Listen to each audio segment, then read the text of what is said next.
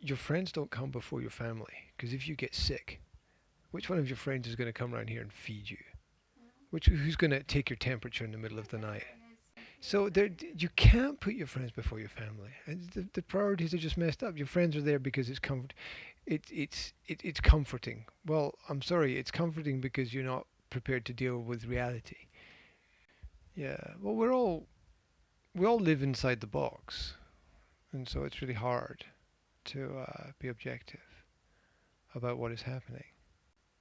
You think if you play the game that you're understanding the game, but the spectator watching the game has a bigger overview of everything that's going on, so they can see so much more. Um, I think that the statement that he made about you don't do everything was pure provocation. It was pure provocation. It provoked you. It was designed to provoke you. It was designed to get an emotional response, because the moment you become emotional in any kind of conversation or debate, not to conversation, in debate, the moment you become emotional in any kind of debate, you've lost the argument. And so that's his tactic. His tactic is to stimulate your emotions, and then he's won instantly. I don't know where he got that from. It's quite an intelligent thing to do. He might not even be aware that he's doing it.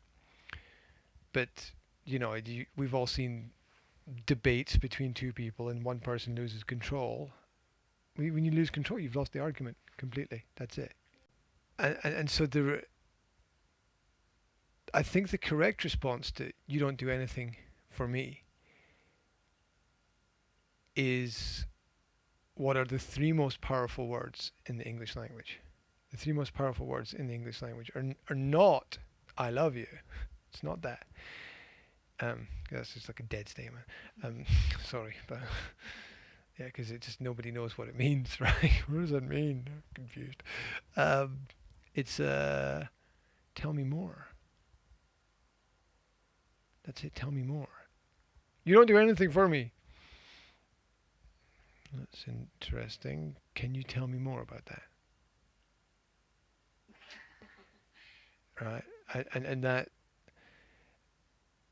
that is accepting and building in the conversation. And this is how we construct. We accept what the other person says, and we give them something back that they can use in a positive way. So it's a great response to anything negative that is given to us. Well, that's fine. Tell me more. Just tell me more. Tell me more. Tell me where that comes from. Tell me why. Give me the examples. Just get it out, because that's obviously a cover for something else. You're wanting to stimulate me to make me angry so that you win. It's so that you can have something pointless. And why do you even want that? So there's obviously something under that. We're looking at, I don't know, why does a kid poke a sleeping dog with a stick, right? Why would someone do that? And it's a kid's thing, right? Some kids do it. Why would they do that? It's got nothing to do with that situation. It's got something to do with something else. Something else in their mind is something else. Some other process is going on. Something else is being triggered there. The anger that explodes at any moment in time is usually not caused by that moment. It's usually there's a catalyst which causes something to explode, but the anger is always there. It's like a volcano, right? I mean, there's underneath a volcano, there's all this hot rock and there's all this lava, and it's always there. We just don't think about it. But something at some point happens in the earth or the atmosphere, and it explodes. It's always there, though. It doesn't come from nowhere. It's always there. So, um, saying something that's going to hurt somebody is usually said by somebody who's feeling hurt, who doesn't know how to express it. Me hurting you is me telling you that I'm hurting. That I've got some pain about something and I don't know how to deal with it, so I want to give my pain to the whole world. Yeah, it's basically what George Soros is doing. If you don't, if you know that sort of character in international politics, I mean, he's just starting revolutions and causing financial collapse, and he's just, you know, destroys everything he touches because he can't deal with what he did in the past, probably as a teenager selling the Jewish people to the Nazis or something like that. I mean, and it's so visible from outside the box. It's unbelievable, but no one is ever able to explain that to him. that's the reason for that, or that you know, Bill Gates probably wants to vaccinate the entire planet against all diseases because he probably just didn't spend enough time with his mother when he was a baby, right? So the classic statement is that hurt people, or people hurting hurt people. The reason why people cause hurt is because they're in pain themselves. You know, you think all those those heavyweight boxers and those MMA fighters are really happy people deep down inside. You know, do you think Mike Tyson was a really happy person deep down inside? No, it's just he wanted to destroy the world. He wanted to destroy everyone and everything. Or who's the world MMA champion? You know, mixed martial arts. It's like the new boxing. It's like even more brutal. And it's Conor McGregor. This Irish man is world champion. And you know, what is fighting? There's a skill and an art to it, definitely, but there's a lot of hurt. It's a lot of hurting people because these people are hurting deep down inside themselves, and they need the hurt to fuel their careers. If they went to therapy and they got happy with themselves, they couldn't do the fighting anymore because they'd see no point in it. So the point is, as I just said, that the provocation is it's a cry for help and attention, which is I'm there's something in my life that I can't deal with, so I'm going to give you something that you can't deal with. I'm just going to pass it on. Here's my hot rock that I can't hold in my hand, so I'm going to give it to you. So now you know how I feel. That's how I feel. But teenagers obviously naturally have a problem expressing that. I imagine there are very few teenagers that can go to their parents and say, you know, I'm really hurting down deep inside, and I've got this problem, and I'm not sure what to do, and I'm not sure which direction to go in, and I have all these choices to make, and I'm pulled in this direction by school, and this direction by my family, and this direction by my friends, and none of these things are what I want. Help me prioritize, help me organize, help me sort this out, help me make the right decisions. I mean, that just has any teenager ever said that? Maybe not, but it comes out in a different way from especially from young people, if they haven't seen somebody else be vulnerable, which is what it is. It's human vulnerability. It's being able to wear your heart on your sleeve and say, this is how I really feel about this in a natural way, rather than letting it explode, which is usually what happens because people keep it inside. Because what happens when you share the stuff? What happens when you share the stuff with your friends? You know, they use it against you, right? Because they don't know any better. And life's about taking every advantage that you can, and we're stuck in the school environment where if somebody wears the wrong T-shirt, everyone points at them and laughs at them, and no one talks to them. So I imagine it's difficult. You said different worlds. Yeah, I guess children sometimes feel like aliens on a different planet. They're like, well, everyone else seems to know what they're doing. Everyone else seems to have a purpose.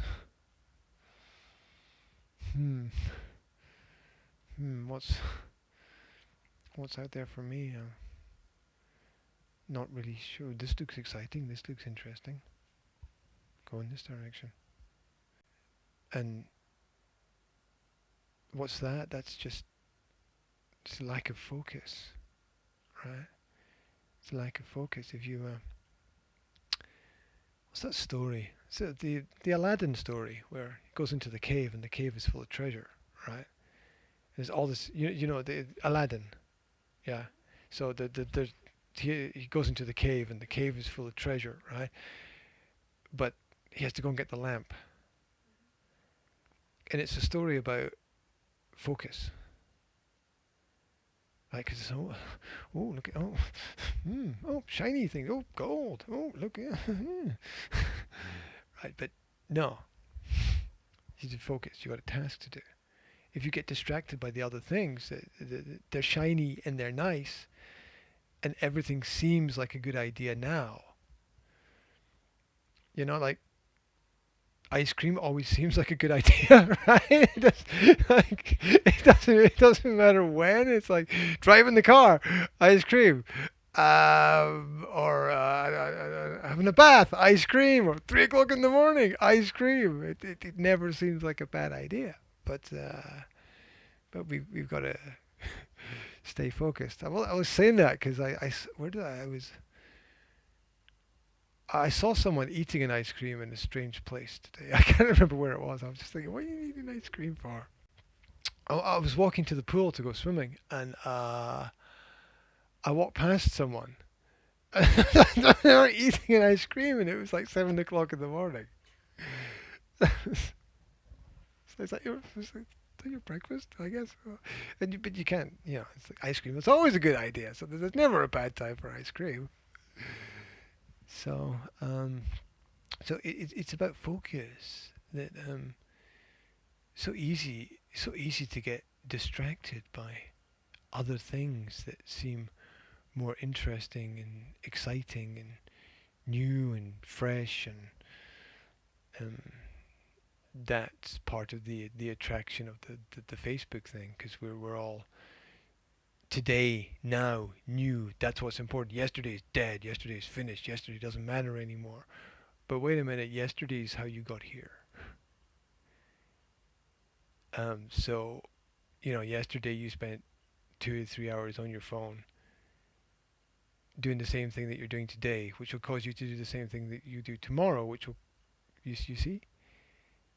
Right? You see where it's going? You know where it's going? It's not going anywhere. It's not going anywhere at all. So, you want to talk to your friends? Well, look, if you had friends, they'd be here. Oh, we live in the middle of nowhere. That's not an issue, right? Your friends go. Did your friends find a way to get to you? Like, I grew up in the middle of nowhere. I used to have to cycle 5 miles to visit somebody, and maybe they wouldn't be at home. Right? You get there and knock on the door, and oh, I'm sorry, Alan's not at home right now. Oh, okay. 5 miles back to the village then. Okay. So that there's more to be learned from from postponing gratification Okay, we all want gratification. We all want to be satisfied and happy now. Now, right now, here, right now. But the truth is that if we can see the gratification as a reward and move it to a future point, it's going to be better for everyone. Because we can't live our lives just searching for gratification. Because that's it's not going to help us. It's not going to solve any problems, and it's just going to make us search for more gratification, which is going to make us selfish at the end of the day. Which is what focusing on your phone for 3 or 4 hours is. It's selfish. You're part of a family. Do you know what that means? Your phone is not part of the family. Do you understand?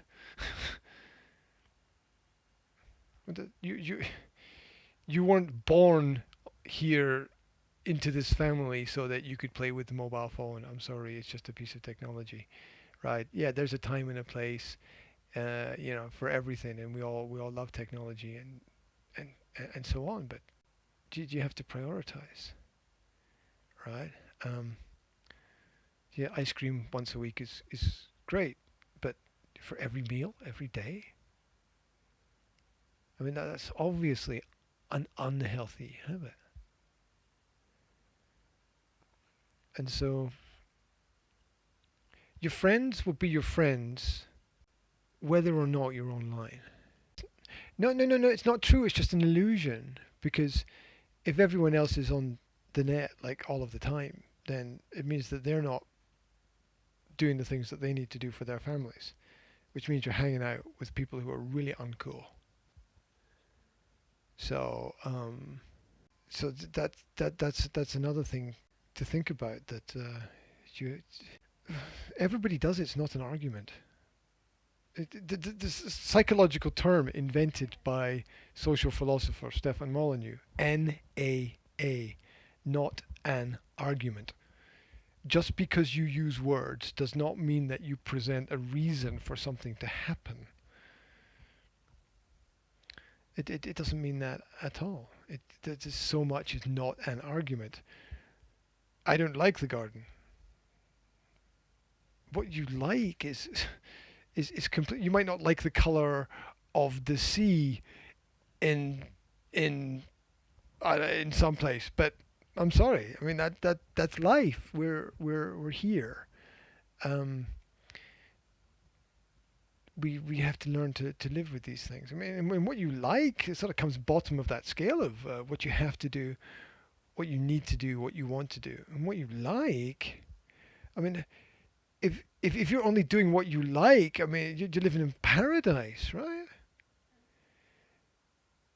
And then we all know that paradise is not really paradise. Paradise is really hell at the end of the day, because when you get everything that you want, you very quickly find out that you don't want any of it at all, because that's the way that we are as human beings. Um, so what you a few lucky people get to focus on what they like and build a career and a future out of it. And if you can do that, that's great. But that's not what you're doing chatting on Facebook. There's a time and a place for that. So yeah, and that it comes back to time, place, and people. There's a right time for things. There's a right place for things, and there's the right people for things. And you've got to get those things correct. There's a right time, there's a right place, and there's the right people to do things with. And when you're at home with the family, that's home time. That's home time, and that's family time, because that's the family place, right? So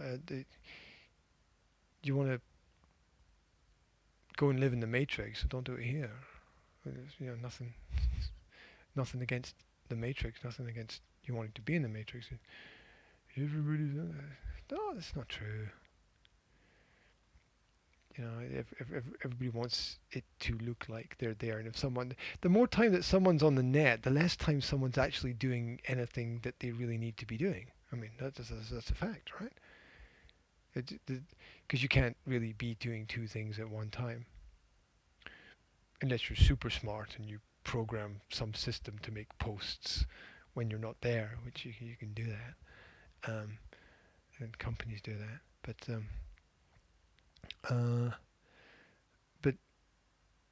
I think the real truth is the more time that you're online, the less time you're actually connected to things that matter. I need to tell myself that more often. Yes, tell myself that. The more time, the more time that you're online, the less time you're connected to things that really matter.